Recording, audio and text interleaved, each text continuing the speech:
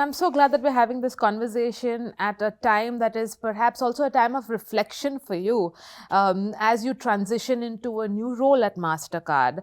But I wanna dial back. I wanna look back on your tenure at Mastercard. You've led this grand transformation of the brand over a decade, which has been critical in many ways. Technology is one aspect of it. When you reflect, when you look back on this time, can you tell me a little bit about some of the big decisions you took that you are proud of, or the big bold bets you made that have been absolutely critical for this transformation? Look back on this time and tell me a little bit about what you think those big decisions were. Yeah, so I think it has been probably one of the most transformative periods in my own personal career, which spans more than 4 decades.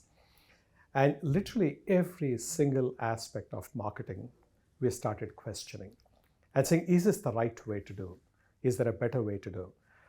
Because all the theories of marketing have been formulated more than 6 decades back when there was no mobile, no internet, no social media, no artificial intelligence. So we said, should the approach to marketing be completely reimagined? And with that premise, I started looking at every aspect. Firstly, some of the big things that we have done. I started questioning the effectiveness of advertising because there is so much of clutter and because the span of attention of human beings is coming down pretty dramatically. How effective is advertising really?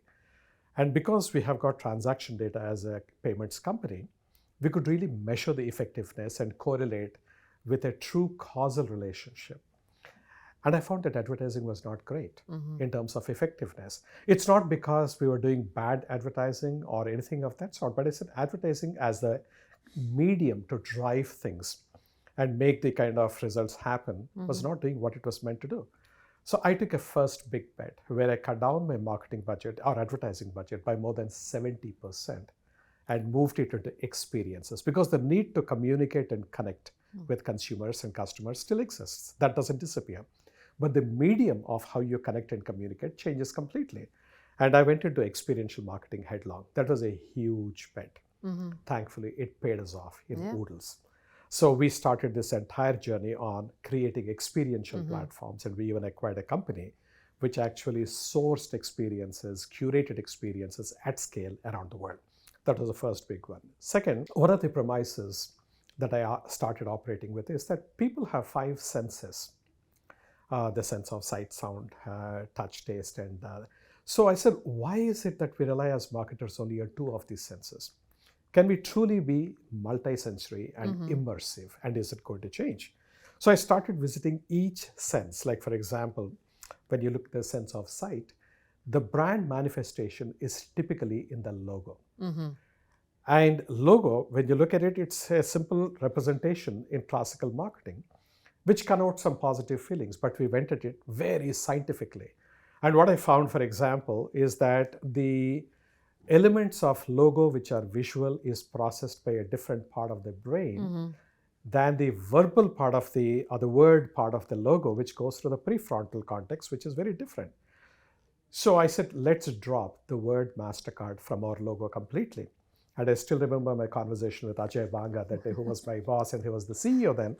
I walked into his office and said, Ajay, I got a great idea. He said, what? I said, let's drop our name from our logo. He looked at me literally like I had 3 heads. And he said, Raja, how can we do it? I gave the logic and how the whole thing is. And the beauty is I have been given a lot of freedom and flexibility to do and experiment. And this was a big bet even for him and for the whole company. And the board has approved it. And then we went and did it.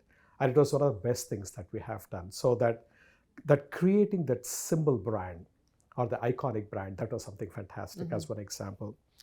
Sorry to interrupt you, but just on that point about convincing stakeholders and convincing the board and Mr. Banga, was that challenging? Did you use the scientific approach, layering it with the emotional approach?